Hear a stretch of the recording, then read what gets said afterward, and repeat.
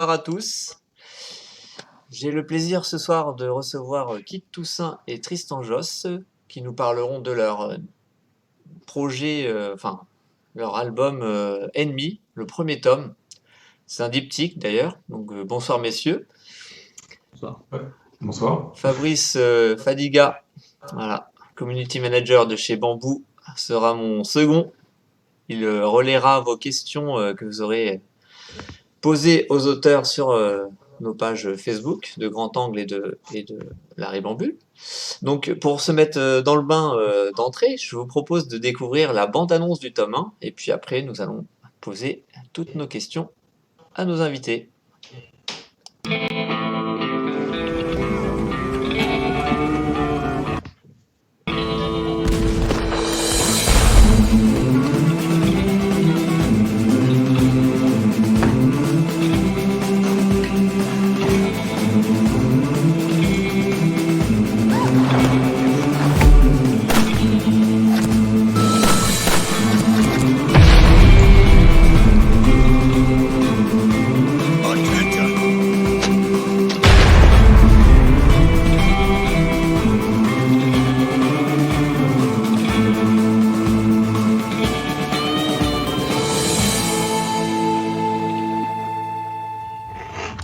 Voilà. Donc, tout le monde a pu découvrir ou redécouvrir, s'ils connaissaient déjà l'album, donc un peu le concept. Est-ce que vous pouvez nous raconter un petit peu la naissance de ce projet? C'est pour moi, du coup, j'imagine, Tristan. Je te laisse Kid prendre la parole là-dessus. Ouais, bah, c'était une espèce de frustration au départ. Je pense que c'est pas de pas être arrivé à temps chez Dupuis pour faire le collectif des Tuniques Bleues. Je pense que ça commence de là. C'est que je suis assez fan d'histoire et de la guerre de sécession, entre autres. Mais voilà. Et donc, comme je suis arrivé trop tard, je me suis dit, je vais faire mes Tuniques Bleues à moi. Et ben, je cherchais une anecdote du coup intéressante, mais tout a déjà été fait. Covin, il a tout fait, quoi. Il a vraiment vidé le sujet. Il n'y a plus rien à faire.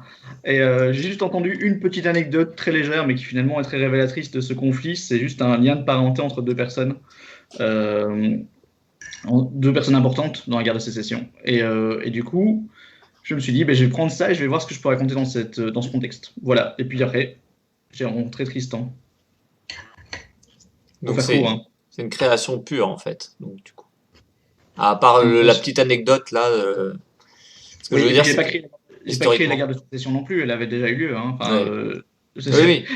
Il y a un contexte, quoi. Mais par contre, l'histoire en elle-même, oui. Bah, il y a le contexte. Voilà. C'est important de préciser que tu n'as pas créé la guerre de sécession parce qu'en ce moment, les conspirationnistes sont capables de tout goûter.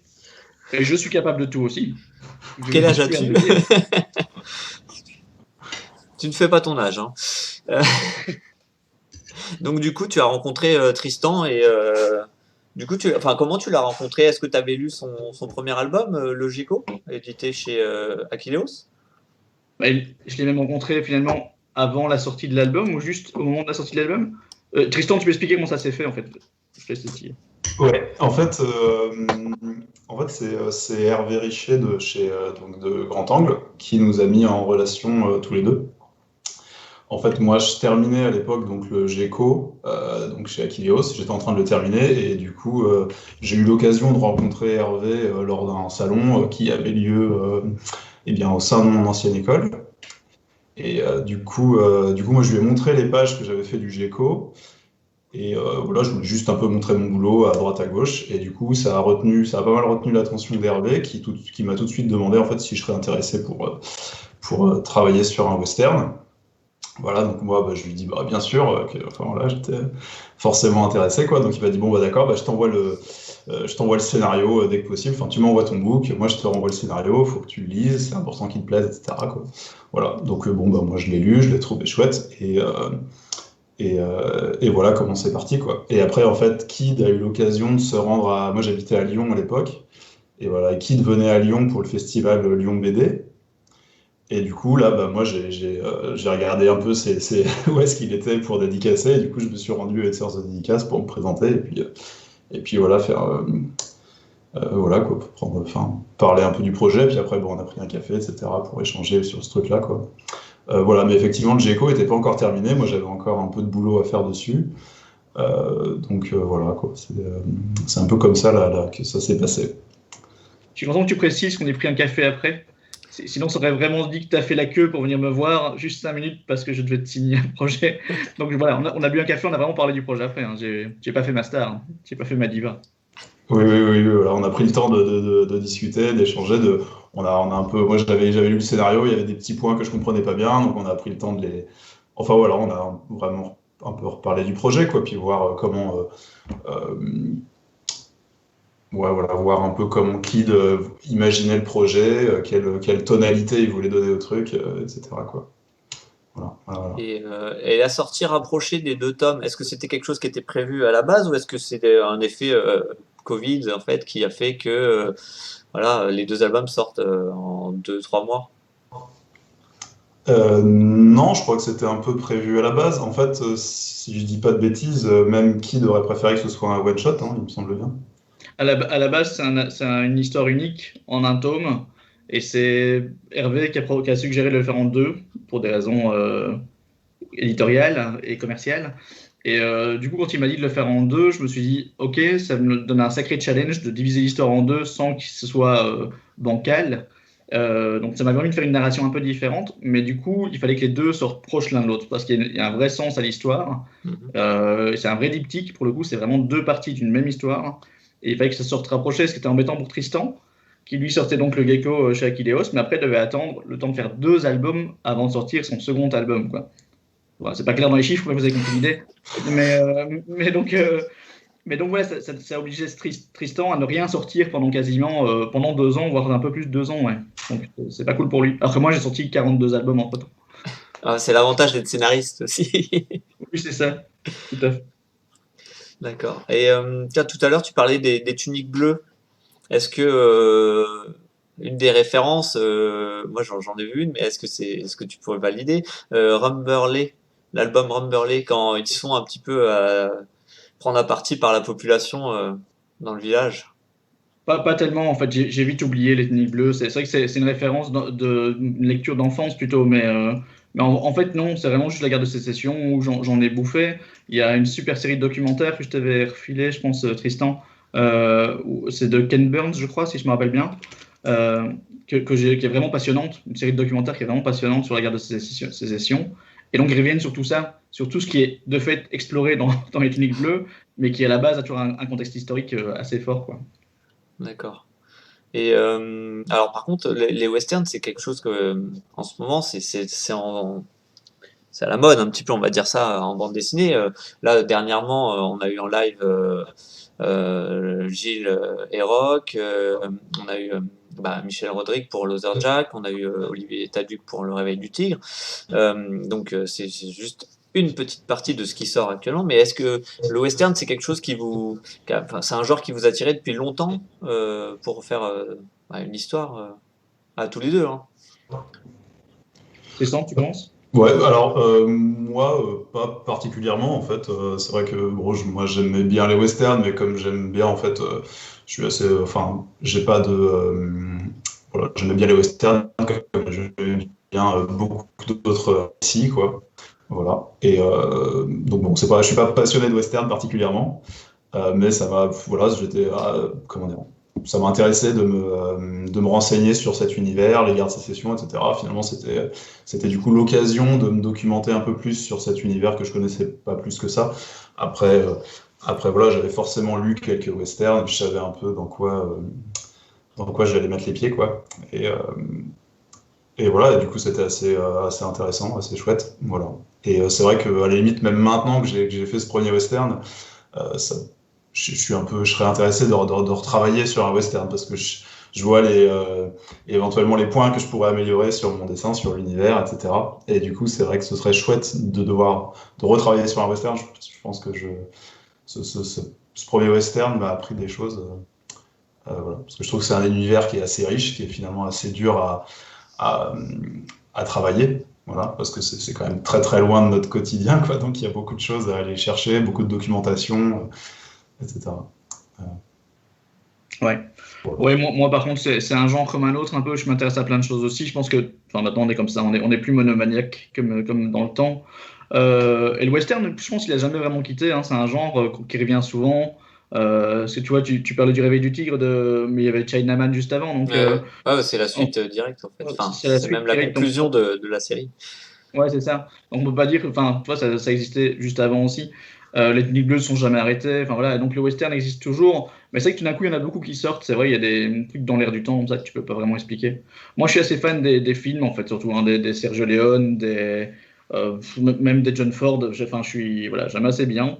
Et ça permet toujours de faire, ouais, ça permet toujours un récit un peu borderline, qui est assez chouette à faire, en fait, surtout. C'est toujours un univers un peu sans loi, donc c'est cool. Et C'est cool. Comment? Ça, c'est précis. J'ai dit c'est cool, je suis assez fier de cette phrase et de cette Ouais. conclusion. Et Tristan, tu as des références aussi cinématographiques Alors, ouais, western? moi, j'aime beaucoup. Bon, bien sûr, j'aime beaucoup les films de Clint Eastwood, Il était une fois dans l'Ouest, etc.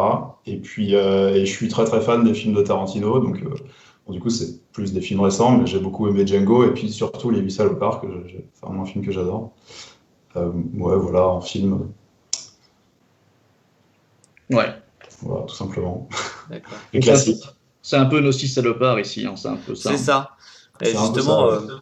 avec ces 6 salopards, Kid, tu brouilles tout le long de l'album, tu brouilles un peu les pistes quand même. Le lecteur, il finit l'album, il veut voir le tome 2, quoi. Enfin, je pense que tout le monde attend le mois de mai pour savoir où tu veux nous mener. C'est T'as vu comme c'est malin, hein. c'est un petit jeu, tu tires les ficelles. Voilà. Et d'où l'idée de Jenny d'Hervé Richer de faire 2 albums, hein. Il est malin, hein. Il en vend 2, il est trop futé ce garçon. Mais non, oui, voilà, c'est le but, c'est ça qui est amusant en fait, c'est d'arriver à jouer avec les émotions du lecteur et arriver à le faire douter sans arrêt. C'est super excitant. Pour moi, ça m'amuse beaucoup. Donc voilà, c'était dur de m'arrêter à la fin du tome 1, de toute façon. C'était très compliqué. Mais bon.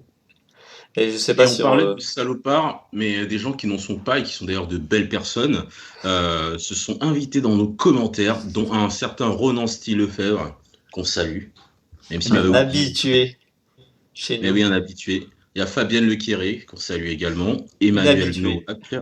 Novak, peut-être, Alinoé Toussaint Alien, qui dit Hey, Nathalie Keo, et d'autres. Donc, Bonsoir à on les tous. salue et on les remercie d'être avec nous. Et on les laisse nous poser quelques petites questions. Il y en a déjà une. Est-ce que les chevaux, c'est pas trop dur à dessiner? J'imagine que c'est à destination de Tristan.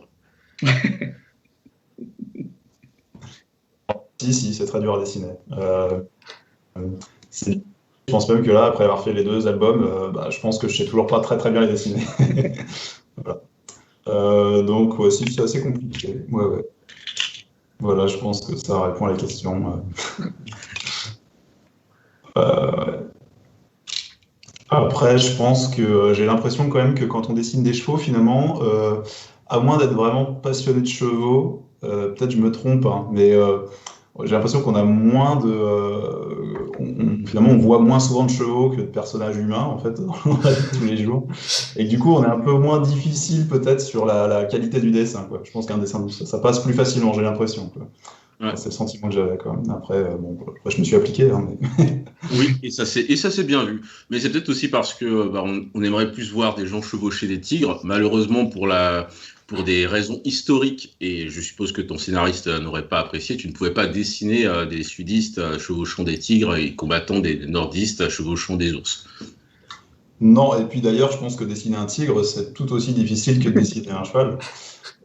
Et les ours également. J'ai envie de voir ça un jour.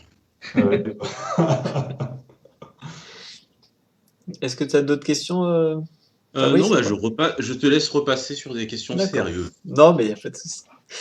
Justement, Tristan, je voulais savoir, est-ce que tu as une attirance particulière pour l'Amérique ou pas? Parce que c'est ton deuxième projet et puis le deuxième qui se passe aux États-Unis.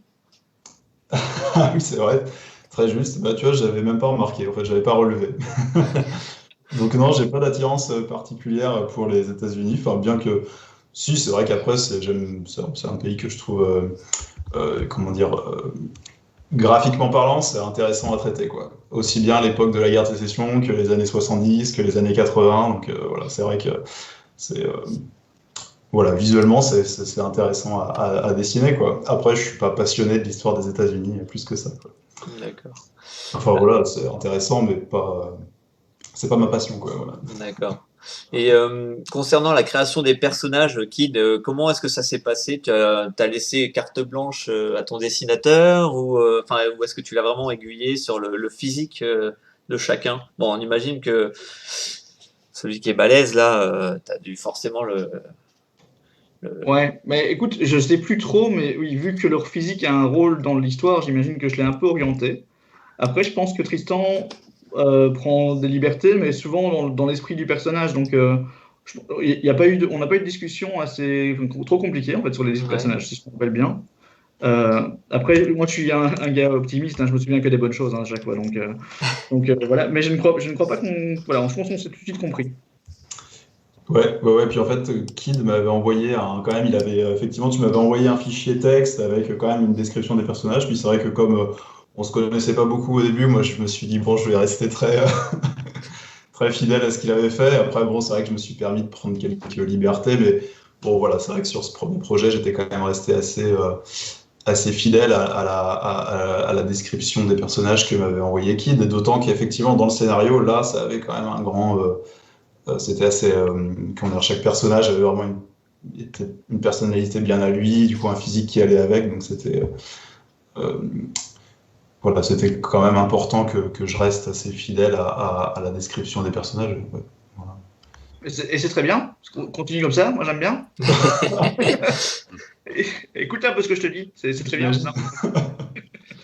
Et du coup, d'avoir 6 personnages principaux, c'est pas trop difficile de leur faire une place dans le récit, en fait, pour bah, que le lecteur s'attache plus ou moins à chacun. Alors, si on peut s'attacher aux personnages, parce que c'est vrai qu'ils ont un caractère chacun qui est, enfin voilà, particulier. Voilà, tu as fait des bons petits personnages qu'on peut détester, ou enfin, je sais pas comment Ouais. dire ça, mais voilà. Pour ce qui est de la place, ma BD précédente chez Grand Angle s'appelait 40 éléphants. Donc, il n'y en avait plus que 6 tout d'un coup, tu vois. Donc voilà. Mais après, c'est pour la place dans les planches. Ça, je laisse Tristan répondre. Ça, c'est un gros problème en général. Bien ça n'a pas posé tant de problèmes que ça. Hein. Je pense que tu as tout bien géré. Tu t'es jamais plaint d'avoir trop de foule à dessiner. Ça m'arrange bien. Ouais, non, ça a été finalement bon pour une BD qui se passe sur la guerre de sécession, 6 personnages, ça allait, quoi. Je crois qu'il y a pas. Il doit y avoir une case ou deux avec des champs de bataille, donc non, finalement ça va, je m'en suis pas trop plaint. C'est vrai. Ouais, et puis tu as trouvé là aussi le bon moyen ouais, de rythmer le récit avec les paris qui sont lancés voilà, par les autres soldats sans vouloir trop spoiler. Mais c'est une façon aussi assez intelligente, on va dire ça comme ça. Enfin, même si on se demande ce qu'ils foutent, ces soldats-là, à longueur de journée. Mais ils- ça, c'est le contexte historique qui le veut. Ça s'est vraiment passé comme ça quand McClellan est à la tête de l'armée nordiste des Ouais. Yankees. Il attend et il attend et il attend et il attend avant de mener l'offensive alors qu'il est en surnombre, quoi. Et ce qui fait que c'est vrai, il y avait beaucoup d'ennuis dans les camps là-bas en Virginie. Et ils attendaient qu'ils passent à l'action, mais ils ne passaient pas à l'action. Donc c'est historiquement juste. Maintenant, de fait, on disait qu'il y avait six salopards dans le récit. Et en fait, il y en a beaucoup plus parce qu'il y a des parieurs de l'autre côté. Et puis il y a la bande de Jeb, donc j'ai compliqué un peu la tâche de Tristan aussi en multipliant les personnages. Mais j'aime bien ça, moi je fais des récits coraux à chaque fois, il y a toujours plein de personnages et plein de gueules et plein d'histoires qui s'entrecroisent. J'aime bien ça. Ouais. Et du coup, j'aimerais bien savoir enfin, quelle est votre façon de travailler. Voilà, on va montrer des petits work in progress. Toc. Voilà. Donc, comment ça se passe? Là, je vois, Tristan m'a envoyé des carnets avec des storyboards. Ouais. Alors en fait, bah, je pense que notre méthode de travail elle est assez classique, hein. Alors que Kid m'envoie déjà le scénario, hein, c'est lui qui commence, hein, qui va travailler, hein. D'ailleurs, je pense qu'il l'écrit assez en avance par rapport au moment où moi je commence à travailler dessus, quoi. Voilà. Et puis après, moi, donc je reçois son scénario. Et puis, bon, alors après, bien sûr, d'abord, il y a toute l'étape de design, hein, de création des personnages, etc. Donc là, voilà, je fais des petites recherches, je lui envoie, etc. Et puis après, donc je reçois son scénario, donc qui est assez précis en fait, hein, il est découpé case à case. Des fois, il y a des indications de cadrage, etc. Donc moi, je trouve que c'est assez bien parce que du coup, ça fait déjà une base de discussion en fait. Voilà, qui me fait déjà une première proposition de découpage. Moi, après de mon côté, donc je fais le storyboard quoi, en me basant sur son découpage. Si je trouve que des fois, ce serait intéressant de changer un petit peu, j'hésite pas à le faire.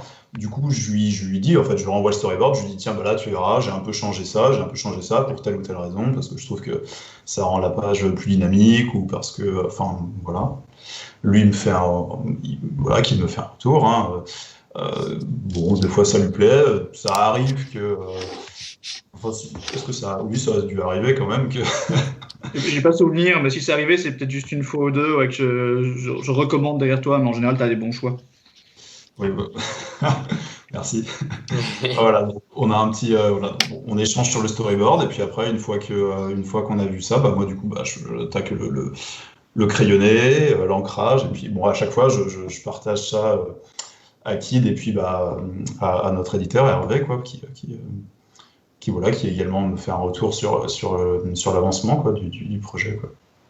Et à la fin, on précise juste qu'il y a une personne qui n'est pas là, qui est la coloriste. Effectivement. Voilà, mais justement, voilà. Je voulais en parler un petit mot sur Vera. Mais voilà, à la base, ça se passe surtout entre Tristan et moi, et puis Tristan prend le relais avec Vera surtout. Voilà. Et justement, oui, parce que toi, ton premier album, c'était toi qui faisais les couleurs, Tristan, et là, donc, les couleurs ont été confiées à Vera. Est-ce que tu peux nous donner un petit mot, enfin, nous dire un petit mot sur le travail de Vera et voilà, comment ça se passe entre vous? Est-ce que tu l'aiguilles ou est-ce que voilà, elle est quand même à l'expérience? Est-ce que la carte blanche également? Et ça se passe, ouais, notre collaboration s'est bien passée. Hein. Du coup, oui, moi, je lui ai envoyé un peu des indications, en fait, sur le moment de la journée, ou sur des éléments que je trouvais importants qu'elle fasse ressortir avec la couleur. Et elle, après, de son côté, voilà, elle mettait toute la BD en couleur, elle me renvoyait donc les pages au fur et à mesure. Et puis c'est pareil, moi, du coup, là, je regardais bien, je prenais le temps de lui faire un retour. Bon, il y avait souvent j'étais satisfait des pages qu'elle envoyait, hein. Puis après, je la laissais aussi... je lui laissais aussi la place voilà, c'était à elle de gérer les couleurs, donc voilà, je voulais pas non plus tout, voilà, je la laissais un peu faire, quoi. Donc voilà, puis bon, quand je trouvais qu'il y avait besoin de retoucher certaines choses, je lui signalais, et puis voilà, donc c'était des échanges de mails, et voilà comment ça s'est passé. Non, mais je pense que c'est important aussi de mettre en avant le travail des coloristes, c'est pas assez souvent valorisé, voilà. Et je pense que c'est intéressant d'en parler. On peut aussi citer l'éditeur, hein, l'éditeur Hervé, on l'a déjà cité, mais c'est vrai qu'il a aussi un rôle hyper important, c'est qu'il nous fait plein de remarques qu'on n'écoute jamais. Et donc, moi, je trouve ça important de le citer, quoi. Alors pour préciser, c'est qu'Hervé, il est quand même auteur aussi à la base, donc il a l'expérience. Ben voilà, surtout qu'il s'occupe de ses albums, quoi. J'espère qu'il nous regarde, sinon ça n'a pas de sens de dire du mal de lui. Non, il a beaucoup d'ailleurs, je note, je lui transmettrai. Oui, tu peux y aller. J'amplifierai. Je lui dis bien pire en vrai, de toute façon. Mais non, voilà, c'est chouette d'avoir cet œil-là externe aussi, parce que nous, on a un peu, parfois trop le nez dedans, que ce soit Tristan, moi ou même Vera. Je pense que parfois, on est vraiment trop impliqué, et du coup, on n'a plus assez de recul par rapport à nos planches. Et là, un éditeur est hyper important. Mais je ne l'écoute pas pour autant. Il y a Jérôme Jardin qui dit que c'est une entente dessinateur et scénariste, donc dessinateur, scénariste, coloriste et éditeur, monsieur Jardin. Il y a Emmanuel Novak qui a fait le test, parce qu'on a fait un petit psycho-quiz pour que vous puissiez découvrir qui vous auriez été dans Enemy. Et il est Keverin. Qui est-il? Est-ce que vous pouvez présenter le personnage? C'est le plus compliqué à présenter, en fait, Keverin, je pense. Parce qu'on ne sait pas grand-chose de lui, il s'exprime très mal, je crois qu'il s'exprime à peine d'ailleurs. Et voilà. Alors désolé pour ce résultat, hein, parce que du coup, c'est pas évident. Je sais pas si c'est pas moi qui ai fait le quiz, hein, mais je sais pas quel attribut vous lui avez donné. Mais il aime ce qui explose, alors voilà, il est temps d'appeler les services spéciaux. C'est ça. Il est un peu instable, si on veut résumer. Oui, c'est un peu ça, ouais. Ouais. Et d'ailleurs, quel est le personnage qui vous ressemble le plus à chacun d'entre vous? Vas-y, Tristan. Alors là, bonne Ah, la question. question piège, la question piège. Mais moi, depuis le confinement, depuis le premier confinement, c'est plutôt Noto. Parce que Bah, en tout cas, moi j'ai fait le test et je suis Noto, effectivement. Tristan, D'accord, parce que vous chantez faux, c'est ça? moi, c'est parce que je mange trop. Ouais. C'est un mix de tout ça. D'accord. Non, bah, j'ai pas fait le test, donc voilà, désolé. Je sais pas. Oh là là. Ah, vous savez ce qu'il vous reste à faire. Alors que je l'ai fait avec tant d'amour. Oui, Bah, le j'imagine, je suis désolé. Le test a été posté sur la page Facebook de la Ribambule il y a maintenant 1 heure, donc n'hésitez pas à aller faire ce test et à nous laisser en commentaire le résultat pour savoir à qui nous avons affaire. Voilà. Mais nous, on peut pas vraiment répondre à cette question parce qu'on en sait plus sur les personnages que vous, vu que nous, on a lu le 2. Enfin, je sais pas si on l'a lu, mais en tout cas, on l'a fait. C'est ça. Et donc on en sait beaucoup plus. Donc voilà, il y a des choses que vous ne savez pas encore sur les personnages qui nous correspondent plus. Voilà, peut-être. Fabrice, est-ce que tu as autre chose du côté des Bah, personnes y a- qui nous suivent ce soir? Ouais, il y a Fabienne Lequéré qui demandait si vous étiez tombé dans la BD par hasard ou si vous vouliez déjà en faire quand vous étiez jeune. Enfin, elle voudrait en savoir plus sur vos parcours professionnels, messieurs. Ouais. Vous vous battez Comment pas. cette fois-ci? Alors, oui. Voilà, c'est ma réponse. Non, oui, en fait, j'écris depuis toujours, ça c'est sûr. J'écris depuis toujours. J'ai lu de la bande dessinée, donc j'ai voulu écrire des romans, puis j'étais pas très content de moi dans le roman. J'ai voulu faire du cinéma, mais en cinéma, il y a tellement d'intervenants qu'on n'a aucune liberté réellement. C'est très compliqué de faire son chemin dans le cinéma. Et du coup, je me suis mis à la BD, et dans la BD, je me suis reconnu. Voilà, c'est le médium qui me convient le mieux. Ok. Et toi, Tristan? Et du coup, moi, en fait, ça fait la BD, Oula, dessiner de la bande dessinée pendant mes études. on a raté le début. Il y a Ouais, eu un Je bug. disais- Il y a eu un bug. D'accord. Oui, en fait, moi, je dessine effectivement, depuis ça fait très très longtemps que je dessine. J'étais assis quand j'ai commencé à dessiner. Enfin, en fait, comme tout le monde, hein, mais juste que moi, j'ai continué, quoi. Voilà. Et voilà, tout simplement, après, BD dans une MJC, je me rappelle. Donc ça, c'était assez marrant, mais là, je devais avoir 14 ans, quoi. Et puis, après le bac, que du coup, je me suis dit, tiens, bah, là, je vais vraiment m'orienter de dessin et que du coup, j'ai découvert que c'était en bande dessinée que je m'amusais le plus, quoi. Voilà, tout simplement.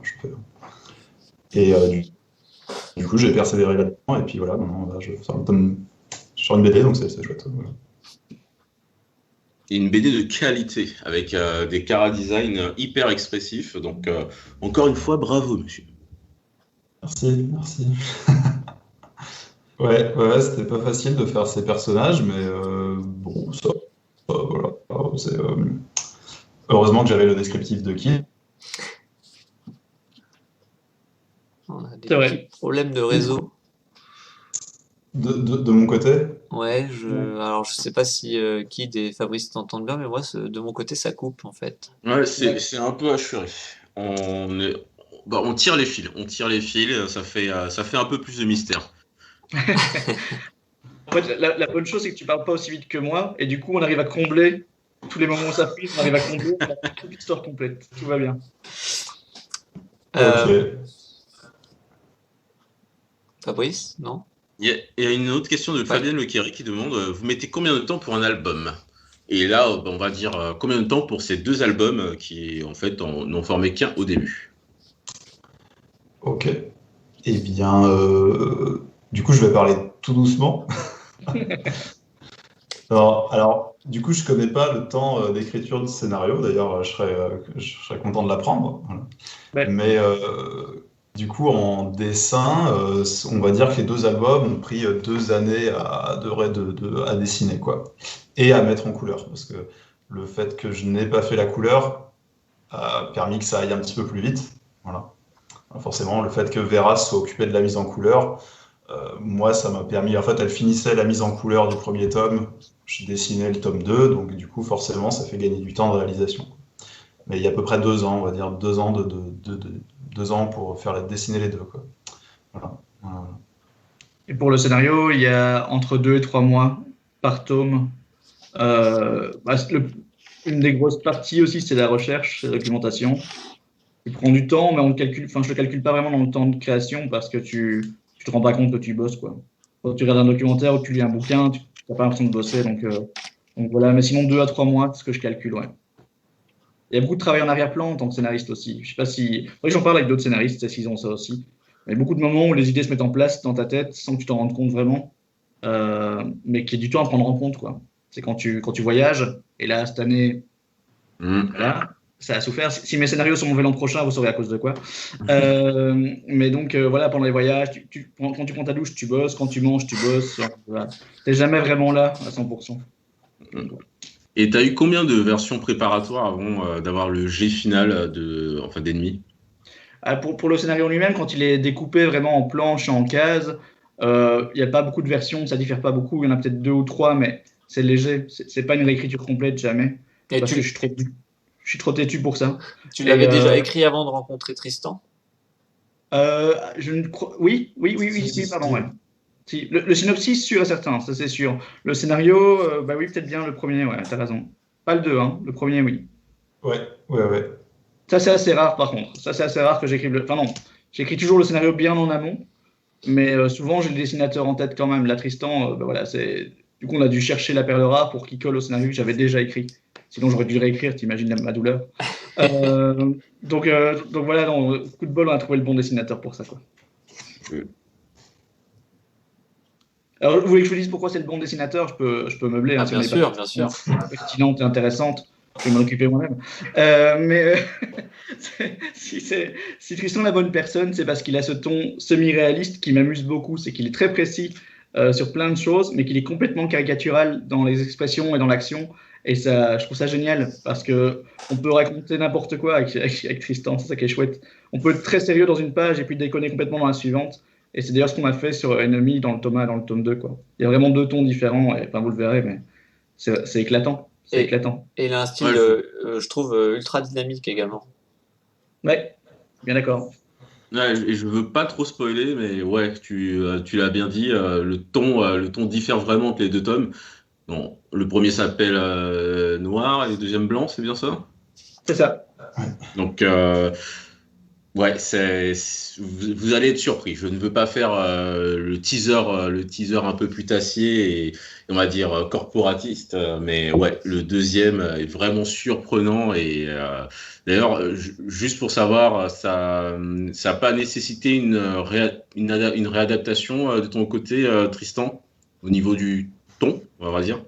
Pas particulièrement, non.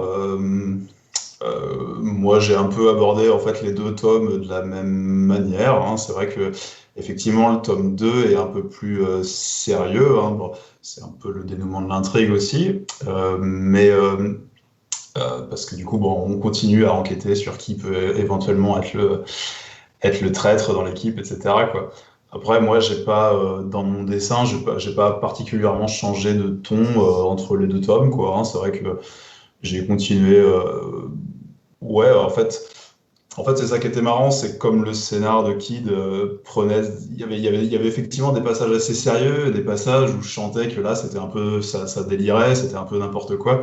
Enfin, on jouait un peu plutôt sur un ton qui était un peu comique.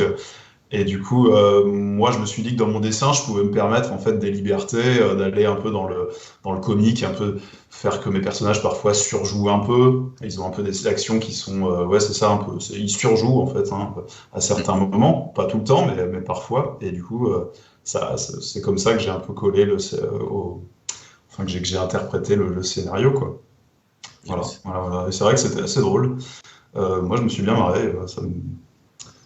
Ouais, c'était une chouette aventure.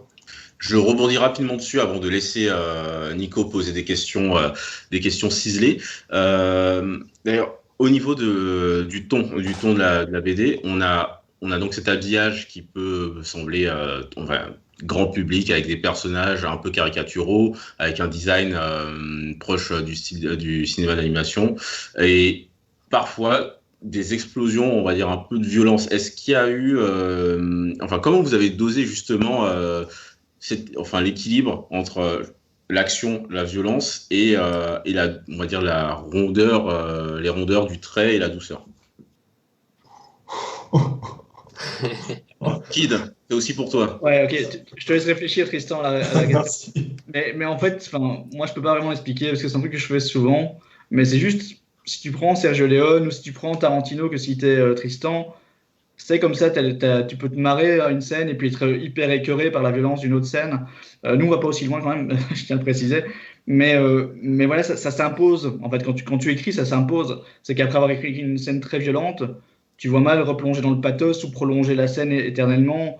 Tu as besoin de faire péter la soupape, comment on dit. Mais voilà, c'est ça l'idée, quoi. C'est qu'à un moment donné, tu as besoin de décompresser un peu. Et puis tu reprends le fil de ton histoire parce que tu as besoin aussi de revenir au sérieux à un moment donné. Donc ça s'impose le rythme, tout simplement. Cool. Ouais, puis c'est vrai qu'au niveau du dessin, en fait, ça se fait de manière assez naturelle. C'est vrai que, en fait, c'est pareil, en lisant le scénario, moi je vois un peu, j'arrive à comprendre le ton que voulait donner Kid à telle ou telle scène, et du coup, automatiquement, moi, j'allais pas faire dessiner quelque chose de trop cartoon ou gaguesque, quoi, à un moment qui était sérieux, et voilà, tout simplement, quoi. Donc quand je voyais qu'on allait que c'était un peu une scène un peu, je dirais, disons humoristique, quoi, bah là je me suis dit ok, là je peux me lâcher, je peux faire un peu, ça va dans le sens, quoi. Et à l'inverse, quand on est sur une scène plus sérieuse, bon bah là on essaye de pas trop dessiner n'importe quoi, et puis on reste sur des actions plus, ouais, tout simplement de par le ton qui était donné dans le scénario, quoi. Je me suis j'ai tout simplement suivi le ton qui était dans le scénar, quoi. Ok. Nico? Oui, alors tout à l'heure, Kid nous a dit pourquoi Tristan était le dessinateur idéal pour Ennemi. J'aimerais savoir quelle qualité a retenu Tristan vis-à-vis de son scénariste. Oh, je coupe le micro, je ne veux pas entendre ça. Tu m'enverras un email avec tout ça. Ouais, voilà. Oh là là, c'est super gênant. Non, moi justement j'aime bien j'aime bien justement les scénarios de Kid, en partie pour ça, en fait. C'est que c'est pas ça, le fait que finalement ça se prenne pas au sérieux, pas complètement, quoi.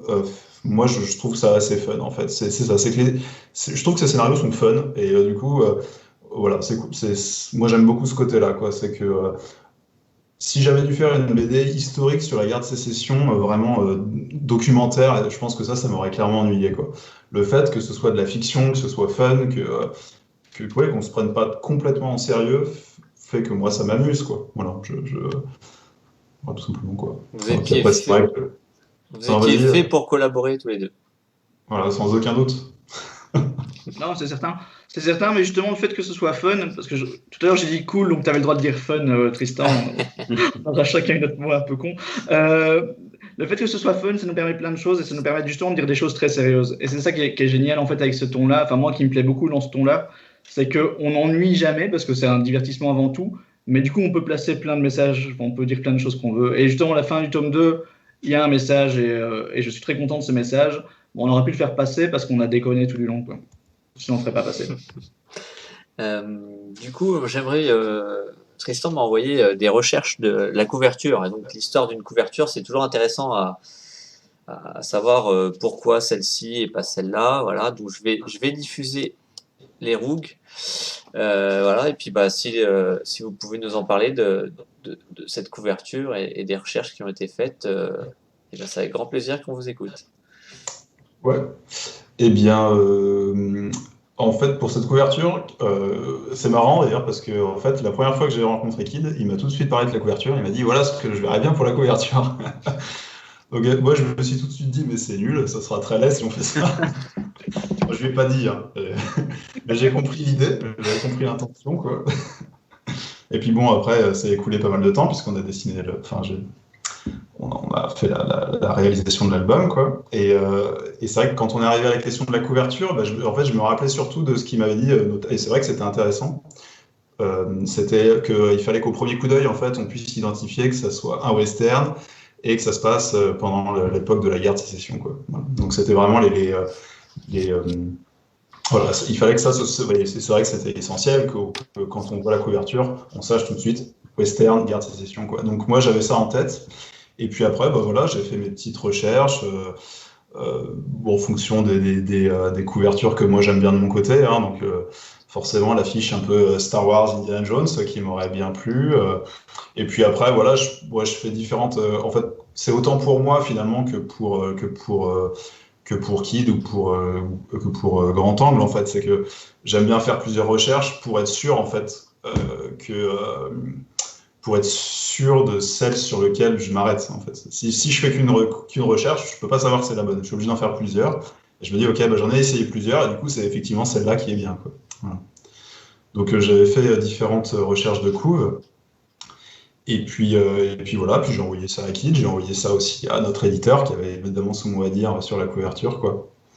Voilà. Et puis du coup, alors je les avais fait, je m'y étais pris assez en avance pour les faire parce que j'avais, voilà, c'est vrai que j'entends souvent dire que les couvertures ça peut être un peu galère à faire, que ça peut être long, il peut y avoir beaucoup de retouches, etc., etc. Là, j'ai eu de la chance parce qu'ils ont été, les différentes propositions leur avaient assez plu, voilà. Donc en fait, le problème c'était plus de choisir là, c'est le coup-ci, c'était. Ouais, c'est vrai.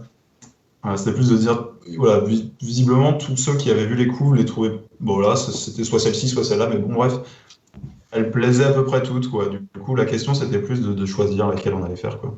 Mais du coup, tu as dessiné les couvertures du tome 1 et 2 dans la foulée? Alors, j'avais fait les recherches, en fait. Comme c'était un diptyque, ça, c'était aussi une indication de mon ami Kid. C'était que c'était très important que les couvertures se répondent, quoi. Voilà, quand on les met côte à côte, on comprenne que c'est tome 1, tome 2, que vraiment que ça se réponde bien, quoi. Donc là, c'est vrai que je ne t'ai pas envoyé les petits croquis du tome 2. Mais effectivement, moi j'ai envoyé, c'était pensé en fait. J'ai réfléchi aux couvertures en même temps, à la fois pour le tome 1 et à la fois pour le tome 2. Donc en fonction des personnages qui intervenaient dans l'histoire, en fonction des scènes.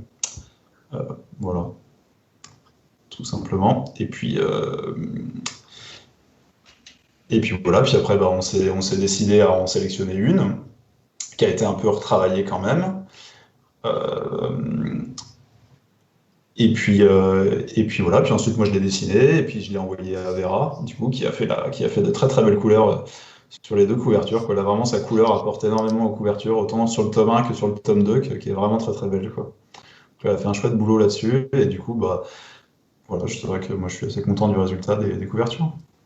Et moi aussi, parce que la couverture, ça joue sur la promo, et c'était vraiment un plaisir de la balancer, même quasiment sans rien dire au tout début, juste pour teaser en disant « Ah tiens, on fait un truc sur la guerre de sécession, et regardez, la couverture, elle claque ». Et les gens ont super bien réagi, et donc bravo. Ça donnait, et d'ailleurs, toutes les versions qui ont été diffusées en croquis étaient vachement canon. Donc vous avez choisi visiblement la meilleure, et bravo messieurs. Merci. D'ailleurs, rebond sur la promotion, il y a Emmanuel Nova qui demande si c'est pas trop compliqué la promotion d'un album avec la période qu'on vit, sans festival et rencontre en librairie. Merci de nous le rappeler, Emmanuel. Ouais, c'est un cauchemar, hein. J'en sors 9 là en 3 mois. C'est terrible. J'ai l'impression que tous mes enfants vont se noyer tout seuls, quoi. C'est terrible. On les abandonne. D'habitude, on les accompagne en librairie, en festival. On a des échanges avec les lecteurs et tout. C'est super agréable. Là, on ne sait pas, quoi. C'est virtuel comme toute l'année, hein, mais on les voit sur les réseaux sociaux, nos albums, et on ne sait pas ce qu'ils deviennent pour autant, quoi. Enfin, Tristan, je ne sais pas comment tu le ressens, toi, mais tu sais, tu avais commencé un peu de promo sur le Gecko et tu en avais fait un peu, et ici, on ne fait rien du tout, quoi. C'est particulier. Ouais, ça, c'est vrai. Après, moi, je le ressens peut-être un petit peu moins, puisque finalement, l'album est sorti il y a un petit mois, donc c'est vrai que bon, j'ai pas trop dédicacé encore, mais bon, l'occasion, c'est pas non plus. De toute façon, l'occasion serait pas tant présentée que ça, quoi. Voilà, mais c'est vrai que sûrement que je vais m'en rendre compte, effectivement, là, il y a déjà quelques dates de festivals qui étaient calées, qui ont été annulées ou bougées à droite à gauche, donc c'est sûr que ça, c'est assez frustrant, quoi. Ouais, ouais, c'est assez frustrant. Mais bon, du coup, c'est bien, on fait des interviews en ligne, c'est chouette. Et oui, on s'adapte. La On s'adapte, voilà, résilience. exactement. Et Fabrice, est-ce que tu as encore des questions avant qu'on passe à l'actu et au projet de ces messieurs? Oh, il y en a deux, trois, mais je pense qu'on peut les garder pour après. Pour En finir? fait, il y a Fabien Lequeré qui dit que les couvertures sont belles, donc ça, on peut. Merci Fabienne. Et il y a Emmanuel qui demandait si un étui était prévu par l'éditeur pour conserver les deux tomes. Donc là, je vais me permettre de conjecturer, mais je pense que ça pourrait se faire. Ça pourrait se faire. Pour l'instant, je n'ai pas d'infos à transmettre, mais ça peut se faire. Ce sera chouette. Donc, du coup, on va passer donc, dans la partie concernant vos projets à venir. Alors, je sais de sources sûres que votre collaboration va se poursuivre au-delà d'Ennemis. Est-ce que vous voulez déjà nous en parler un petit peu? On peut pas trop en parler encore, mais tout ce que je peux dire, c'est que c'est tout frais. En effet, on vient d'avoir confirmation cette semaine, je pense, Tristan, Ouais. qu'on avait un autre projet validé, accepté ensemble. Donc, j'en suis ravi et ce sera du Kid et Tristan, quoi. Ce sera dans le même ton, un peu de choses. Pas le même contexte, mais le même ton, ouais, Pas la probablement. même époque. Pas la même époque, non. Pas le même pays non plus. Voilà. Ah, Et on va que faire ça quitter a l'air l'Amérique pas mal. à Tristan. D'ailleurs, Oui, parce c'est qu'on vrai. savait, on savait que la question allait revenir. Est-ce que tu aimes tant les États-Unis à ce point-là que pour y rester? Du coup, je me suis dit, pour anticiper ta question suivante, je me suis dit, je vais l'emmener ailleurs. Du coup, ce sera Bora Bora. Voilà. Je vous laisse Le continuer. Kid, c'est un maître des échecs. Vous l'attendez à gauche, il est à droite, c'est parfait. Vraie info, Bora Bora? Non, c'est une intox, Bora Bora. Ok. Ah, il y a Thibaut Fontenoy qui nous salue. Salut Thibaut. Salut Thibaut. Mais on peut pas parler de leur actu commune, mais Kid a une autre actu dans le groupe Bambou. J'en dis pas trop, mais allez, qu'est-ce que c'est Kid? Qu'est-ce que c'est Kid? Qui est C'est pas Kid? très poli comme façon Qui de parler. est-il? Qui est le Kid? Oui, c'est un projet qui est sorti chez Draco là, en même temps qu'Enemy d'ailleurs, parce que les éditeurs n'ont pas beaucoup d'imagination. Visiblement, ils sortent tous mes albums en même temps, aux mêmes dates. Comme ça, ils se débarrassent de moi, j'imagine. Là, c'est avec Luisa Rousseau comme dessinatrice. Ça s'appelle Ella et les Hellboys et on change de genre. C'est plus du western, c'est de l'horreur, c'est de l'épouvante. Ça me change un peu. Voilà. C'est de l'épouvante. Ils sont 6, il y a un traître. Voilà, je vous laisse découvrir ça. Je poste la couverture, enfin l'affiche de l'album en commentaire si vous voulez y jeter un œil. Donc ouais, le ton est totalement différent. Il y a un petit côté. Certaines personnes ont dit qu'il y a un côté un peu Beat It, un peu Buffy parfois, mais il y a aussi, j'ai cru déceler une petite inspiration d'un manga avec des gens en armure et des signes zodiacaux. Est-ce que c'est Ah, c'est bien? vrai? Ouais, t'es pas le premier à me le dire. C'est pas conscient en tout cas. Mais oui, effectivement, plusieurs cercles à passer avec à chaque fois un boss. C'est plus au niveau de la narration, c'est plus une inspiration de jeux vidéo, plutôt que de Sanseiya, ouais. C'est cool. Alors moi j'ai une question de Stéphane de l'équipe de la Ribambule qui voulait savoir comment tu avais découvert Aveline Stockhart pour l'album Elle là qui va sortir ou qui est sorti Qui va sortir la semaine prochaine, voilà. le Lombard. Et auquel tu auras droit à une chronique, enfin vous aurez droit à une chronique vidéo de la part de Stéphane, voilà, qui nous présentera le titre à travers une vidéo. C'est gentil. Aveline, je l'ai rencontrée via les réseaux sociaux en fait, mais elle habite pas très loin de chez moi, donc le hasard fait bien les choses. Contrairement à Tristan, qui est à l'autre bout de l'Europe. Non, Aveline n'habite pas très loin de chez moi. C'est une copine qui m'a montré ce qu'elle faisait et voilà, je l'ai regardé un peu du coin de l'œil en disant bah oui, mais il y a des tas de bons illustrateurs, hein, c'est pas pour autant des bons narrateurs, des bons auteurs de BD. Et puis finalement, en regardant un peu plus attentivement ce qu'elle faisait, Aveline, je me suis dit, ah ouais, mais elle peut raconter vraiment pas mal de choses sur pas mal de terrains, donc on va quand même un peu la contacter. Et puis voilà, ça a matché, j'avais le projet qu'il fallait pour elle, un peu comme avec Tristan, coup de bol, quoi. J'ai le projet qu'il faut au bon moment, pour la bonne personne, donc voilà, c'est comme ça que je l'ai rencontrée. D'accord. Et elle, pareil, elle est venue faire la queue à un festival, et pendant dédicacé un bouquin, et puis elle est partie. Non, non, non, on s'est rencontrés comme ça. On a bu un café aussi. Pas de café. Il y a Jérôme Jardin, on parle de festival, slash dédicace et tout ça, qui dit qu'il est preneur pour une dédicace. Bah, en festival, enfin en cadre, dans le cadre normal, c'est pas possible pour l'instant. Mais il y a Tristan qui fait gagner il y a Tristan et nous plus tard qui feront gagner des albums dédicacés sur le compte Instagram de Grand Angle. Donc surveillez bien tout ça.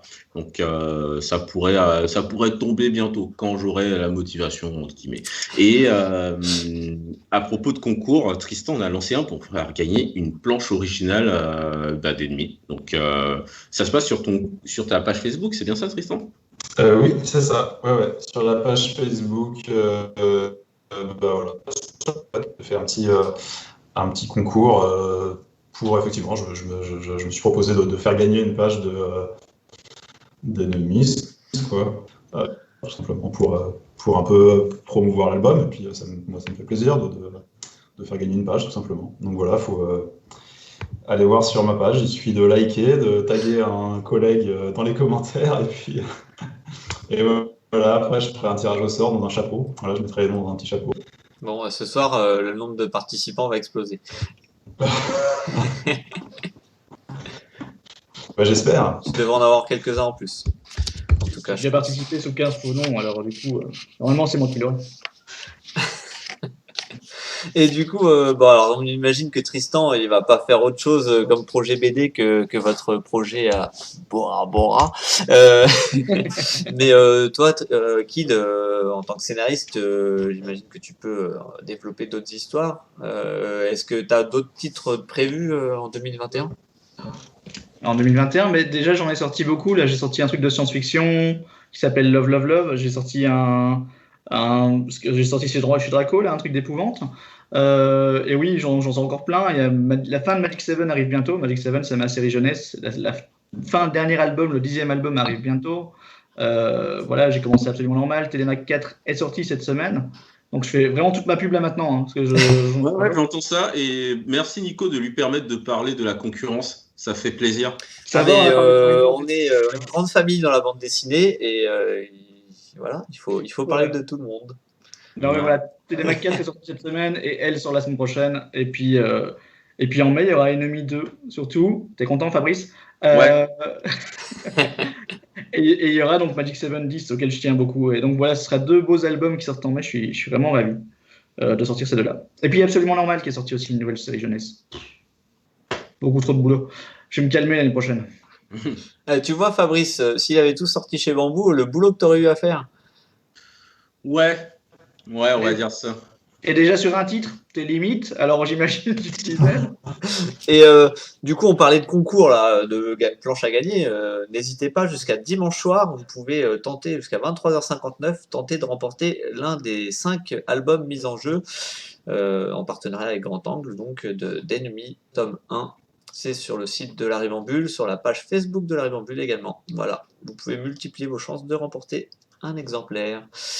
Du coup, est-ce que tu as quelques petites questions, donc Fabrice, pour conclure ce live? J'ai des questions sur des albums concurrents. Non, pas du tout. Mais ça confirme que ça va jouer.